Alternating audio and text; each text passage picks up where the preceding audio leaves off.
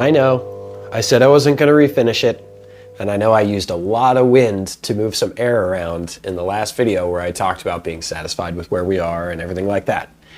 But I had it sitting in the corner of the room for a couple days, and I just wasn't drawn to play it, and that was telling me something. So I had to take it back to square one. It makes me almost kind of wish I had stopped at the red because I really liked the way it looked. But after I'd gotten through all the procedures and gotten this white to lay out and look, you know, kind of in the ballpark to where we can work with it and get it to where it looks really good, I am very happy with the fact that we went back and did it. But anyway, let's try to be forward looking in this video. These pickups are an interesting addition, and here's the reason why. As I was going through them and using the coil splitting option, I really wasn't picking up a lot of differentiation in tone, and I thought it was strange. And then I noticed something else, is that regardless of where you have the selector in this thing, that the push-pull pots on the Pro Buckers that you get from Epiphone are interactive. So when you've got the switch all the way up, you don't have the pickup isolated. And if you have the coil tap on at the bridge position, while you're using the neck, or on at the neck position while you're using the bridge, it still alters all the frequencies. So to really get the benefit of this particular system, I really had to sit around and kind of monkey around with it for a little while. And, you know, it's not as simple as push-pull. You know, you've got to kind of manipulate it a little bit to get it where you need it to be. Now, regarding the back, the treatment on the back of the guitar, I actually left the green in the control cavity. And the reason was because, well, for one thing, I didn't want to mess with the shape of the control cavity by trying to strip it out. But I also didn't want to paint over it, because I was never fond of when guitars would get refinished and you add layers of paint over paint, and it started to get that kind of caked in look. It just looks cheap, and when I take guitars apart that look that way, it just kind of diminishes the allure. So I went ahead and left it that way, and actually thought it looked kind of clever. So, you know, proud of myself there. As far as the remnants of the finish, both front and back, we've got a much cleaner headstock now, and I'm much more comfortable with that. You know, the headstock of a Gibson is really where that thing is looking at you face to face.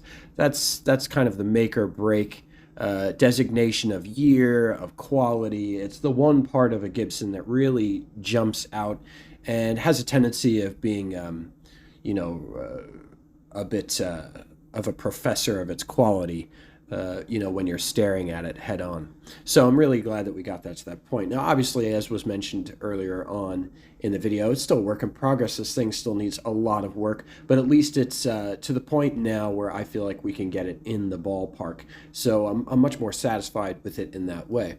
And the slightly altered Polaris white with the metal flake on top of it is kind of nice because it looks stock from a distance, but the second that you get within 5 foot of this thing, you can see the nickel-plated hardware, you see the aged pickup covers, and you see a little bit of that reflectivity coming through in the finish, kind of winking at you in the mirror and letting you know that it's not something off of the factory floor at Gibson.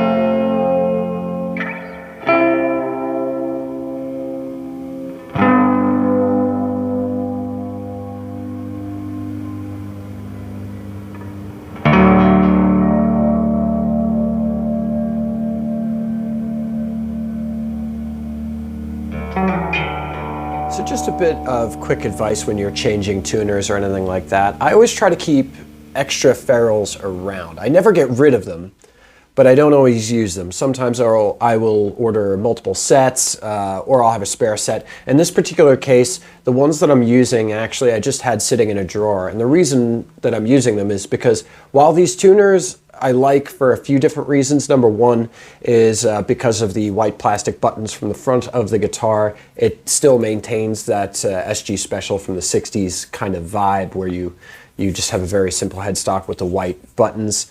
The locking is nice. It's a selling point, and it's, you know, it's something that's good to have. But the ferrules that came with it were very obviously not Gibson, not even close in design. So luckily enough, these spares that I had were a better fit in the headstock, maintained the same shaft size, and at the same time, they retained more of that classic Gibson look.